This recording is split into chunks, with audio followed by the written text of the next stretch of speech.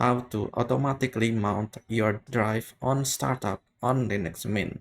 As you can see, I have not enabled the mount on startup setting on my storage one drive. Open your start menu and search for disks.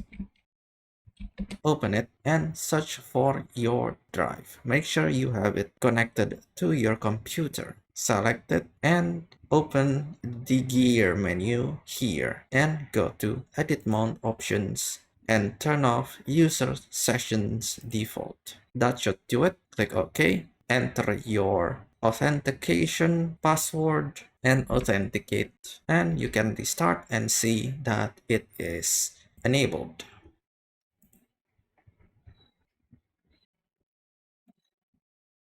As you can see right over here. That's it from me. Thank you for watching the tutorial. Goodbye. Raven out.